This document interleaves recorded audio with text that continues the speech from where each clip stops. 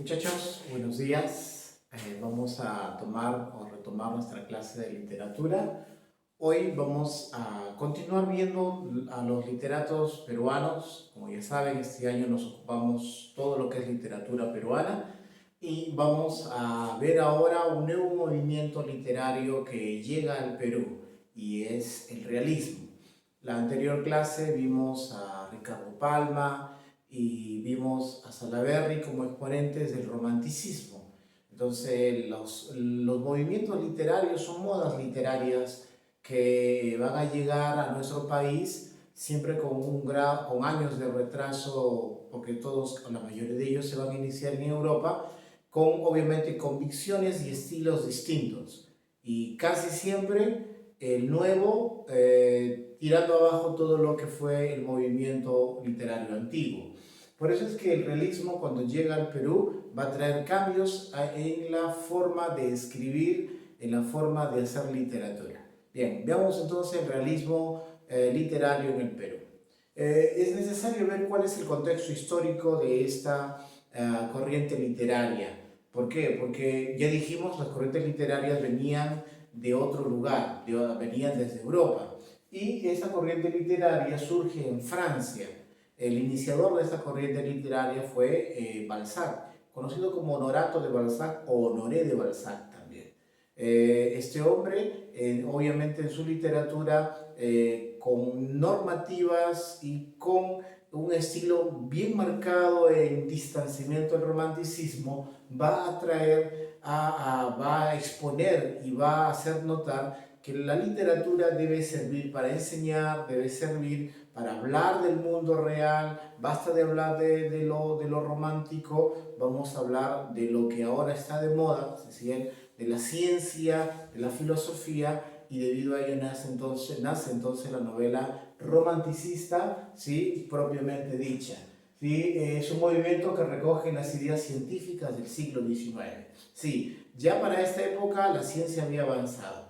Por lo tanto, muchos de los argumentos científicos y novedades científicas van a ser tomadas por esta moda literaria para fundamentar que es necesario dejar de pensar en las fantasías y ver la vida de una manera más seria. Ya vimos que el iniciador es Balzac y que el romanticismo llega al Perú tardíamente, casi siempre con 50 años de demora. Y llega al Perú en un momento catastrófico, porque el Perú había terminado la guerra con Chile, por lo tanto el Perú buena parte del Perú estaba destruido. Entonces el dolor de la gente, la vergüenza de la derrota, ¿sí? Hicieron que esta tendencia y este movimiento literario calara con mayor fuerza en los peruanos de la época. ¿Por qué? Porque no estaban para romanticismos, estaban para un movimiento realista.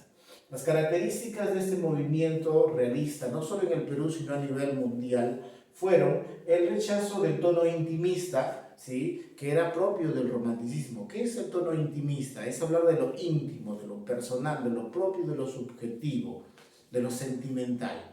Entonces, este movimiento dice, no, basta ya de hablar de eso, hablemos mejor bajo un punto más objetivo, ¿sí? Veamos las cosas como se ven, hablemos de las cosas que se ven y hablemos pues de las cosas reales. Otra característica de este movimiento va a ser el rechazo de lo pasado, a rechazar lo exótico, el paisaje, no, hablemos mejor de los temas sociales. Pero, miren, los exponentes de esta novela, de esta corriente literaria en el Perú son varios.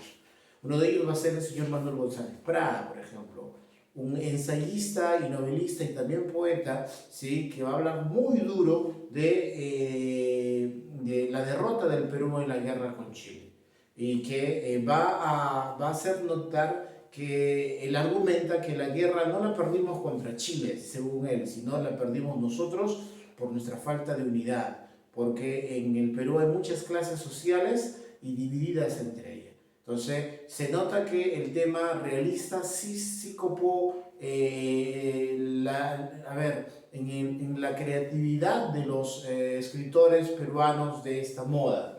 Otra característica es el propósito moral y social que tiene esta corriente. Moral porque va a criticar los vicios y las injusticias sociales de la época. Vamos a ver a Clorinda Mato de Turner, por ejemplo, que en su obra critica el mal accionar de gobernantes y clérigos, y debido a eso le va a costar que Clorinda Mato de Turner fue excomulgada de la Iglesia Católica, porque en su novela va a mostrar cómo era de injusto los sacerdotes en las regiones andinas del Perú. Entonces, el realismo tenía ese propósito de moralizar en una sociedad que estaba decayendo, y también social porque iba a hacer notar las injusticias sociales de la época. Y por último o penúltimo, vamos a ver que es desde un profundo nacionalismo, o conocido también como un nacionalismo agresivo. El realismo, a donde llega, va a hacer aflorar el sentimiento de patriotismo en sus representantes nacionales. En el Perú, claro, Manuel González Prada hablaba con tanta fuerza acerca del amor a la patria.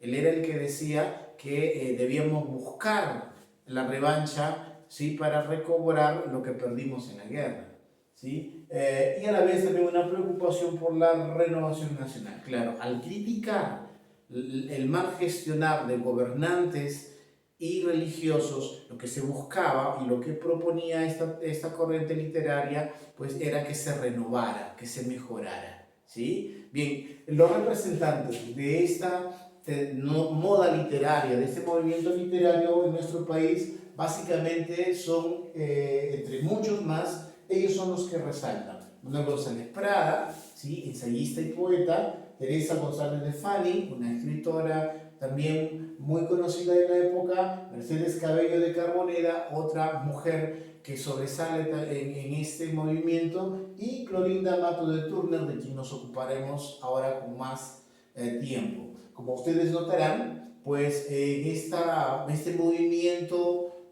literario hubieron muchas mujeres representantes, cosa que no vimos en las otras corrientes, donde la mayoría eran varones. Es que ya para esta época las mujeres tienen más acceso a la cultura y más libertades también. Vamos a hablar de Clorinda Mato de Turner. Bien, Clorinda Mato de Turner nace en 1854 y muere en 1909. A ver, esta mujer de origen humilde nace en el Cusco, donde se educa en un pueblito del Cusco, ¿ya? Y lleva el apellido, en parte también que era del esposo con quien se casa, pero enviuda. Muere el esposo de ella, un estadounidense, ¿ya? Lo que hace que ella entre en un periodo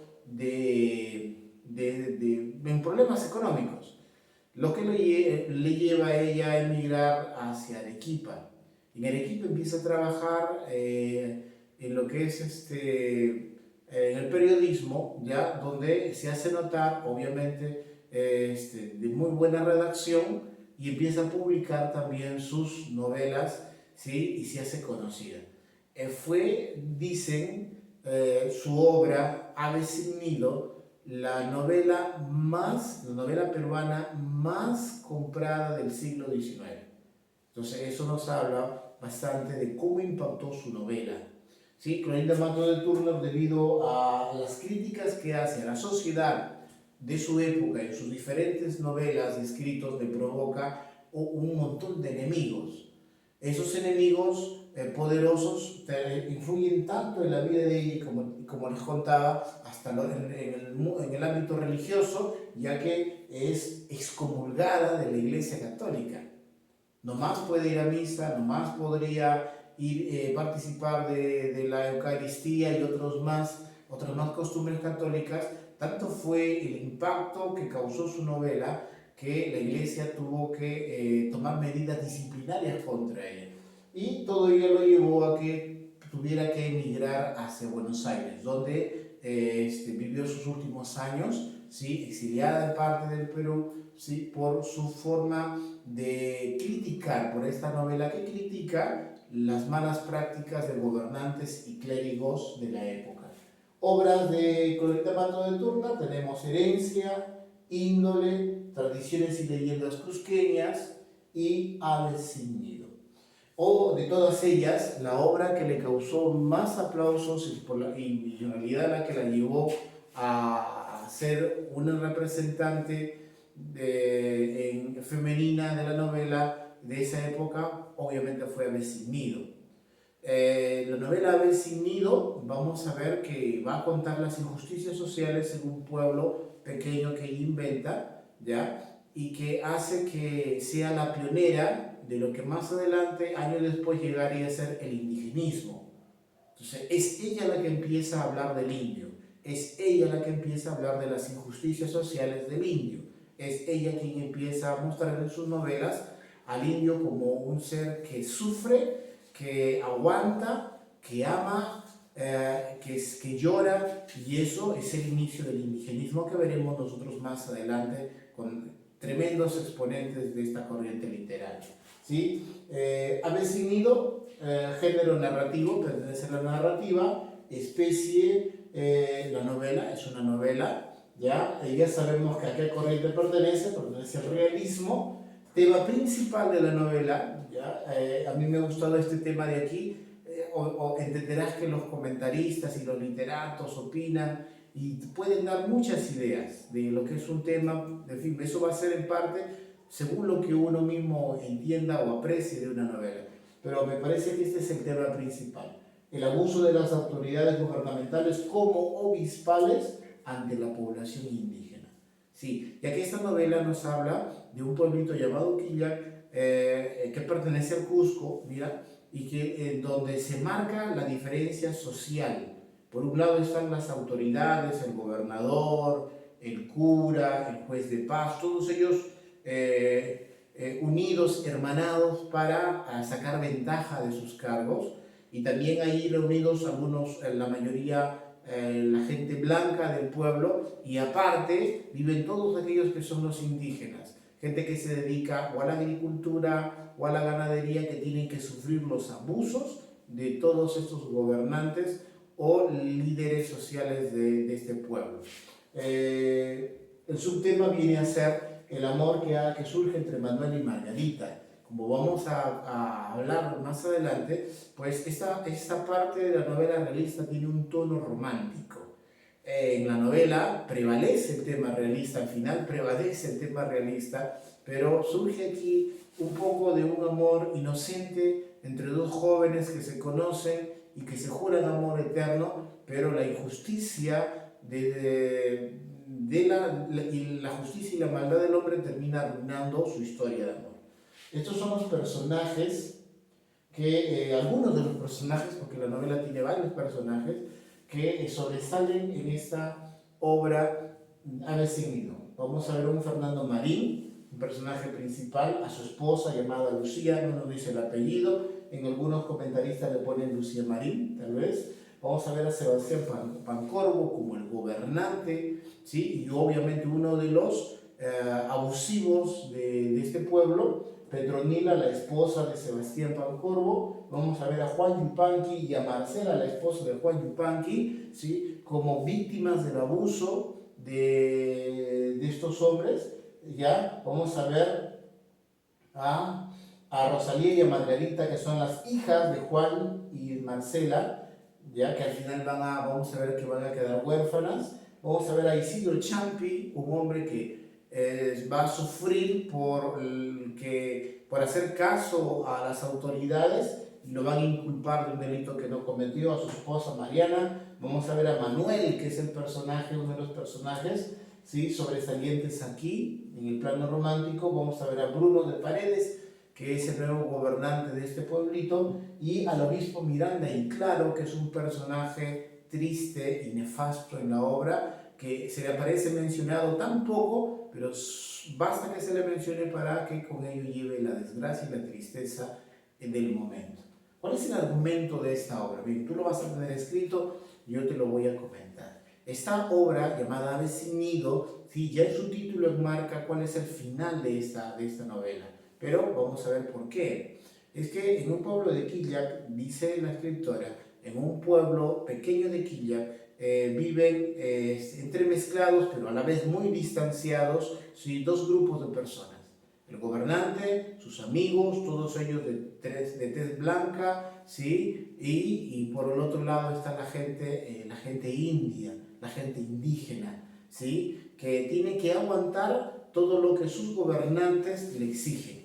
Por ejemplo, esta obra nos habla de Fernando Marín y Lucía, su esposa, que son un matrimonio que llega a este pueblito a vivir porque han comprado una mina muy cerca. Entonces son gente de una posición económica buena, pero que se sorprenden ellos al ver las injusticias que suceden en ese pueblo. Es allí donde encuentran, por ejemplo, que tanto el gobernador, Sebastián Pancorbo, el cura del pueblo, ¿sí? Y otros más, abusan de su autoridad. Por ejemplo, el cura del pueblo cobraba precios muy elevados por las misas que hacía, provocando el endeudamiento de mucha gente. Es allí donde Juan Yupanqui y Marcela caen en la trampa de ellos, ya que se murió un pariente de ellos, entonces no tuvieron con qué pagar, el sacerdote, el cura, les da fiado, les hace la misa por fiadito, pero les va a cobrar. Y como ellos no tienen cómo pagar, al final el cura coge o agarra a una de las hijas, sobre todo a Rosalía, como prenda de pago y le dice, si tú no me pagas yo la voy a vender, la llevo a Arequipa y ahí me van a dar un precio y con eso me cobro. Y esas injusticias eran el pan de cada día según la novela. Fernando y Lucía pues deciden intervenir, entonces le ayudan económicamente a Marcela, esposa de Juan Yupanqui, les dan un dinero para que rescaten a la hija. Entonces es allí donde se juntan el cura, el gobernador, el juez de paz para decir, a ver, ¿qué está pasando? ¿Quién se está entrometiendo con lo que nosotros hacemos? Y deciden parar a aquellos que han venido a vivir recientemente allí, Fernando y Lucía, ¿sí? Eliminarlos porque no los están dejando actuar de la manera que ellos quieren actuar. Entonces, ¿qué hacen? Planean pues una masacre, ¿sí? Un atentado a la casa de ellos. Le piden a Isidro Champi, que era el campanero del pueblo, que toque la campana, pues en un toque que los comuneros sabían que era un toque de que alguien estaba robando. Hacen correr la voz de que han entrado a robar a la capilla, a la iglesia, ¿sí? Y los ladrones se han escondido en la casa de Fernando y Lucía. Entonces la turba, enojada, molesta, con infiltrados que tenían armas, deciden apedrear esa casa diciendo que salgan los que han querido robar en la iglesia. Y la novela nos cuenta que Fernando y Lucía minutos antes salen con dirección a otro sitio sin saber de lo que se estaban librando, ¿sí? La casa es apedreada, disparos de por medio, y cuando ellos están regresando la turba quiere agarrarlos para matarlos, pero la novela nos cuenta de que la intervención de Juan, Yupanqui y Marcela, que estaban muy agradecidos con el matrimonio Marín, ¿sí? se interponen entre las balas, cayendo muerto Juan Yupanqui en el lugar y quedando herida Marcela de Valle. Entonces la turba se dispersa al ver lo que estaba pasando y las consecuencias de su ira, y Fernando Marín y Lucía pues deciden no dejar ese suceso así, sino que buscar que se haga justicia. ¿Quiénes son los responsables de la muerte de Juan Yupanqui, que murió defendiendo a Fernando y a Lucía? Entonces empieza un juicio, pero el juez de paz está hermanado para lo malo con los otros gobernantes, y entonces ese juicio queda allí lento. Marcela, esposa de Juan, tiene días de agonía y antes de morir le cuenta un secreto bien guardado de una de sus hijas, Margarita, la mayor. cosa que queda solamente en el oído de Lucía, espantada de lo que le está contando, y después de eso muere. El hecho es que ahí aparece Manuel, que es el hijastro de Sebastián Pancorbo, ¿ya? El hijastro del gobernador, que se ha ido a Lima y estaba estudiando Derecho y está de regreso al pueblito de Quillac, donde le pide a su mamá, que es la señora Petronila, la esposa de Sebastián Pancorbo, que se aleje de ese lugar, porque él sabe, él ha vivido en ese pueblito y sabe de las injusticias y de los maltratos que ella recibe de su esposo. La señora no se quiere ir, quiere quedarse con el marido a pesar que el marido la trata mal, y Manuel logra hacer que Sebastián Pancorbo pues renuncie al cargo de gobernador. ¿Por qué? Porque Marín ha movido algunas influencias y no ha dejado que el juicio quede allí, sino que tiene que haber un culpable y está exigiendo que se haga justicia por la muerte de Yupanqui. Entonces, al verse en peligro, Pancorbo decide renunciar al cargo de gobernador, ya como le sugirió su hijastro, y entonces con eso tratar de evitar la justicia que le iba a caer posiblemente, ¿ya?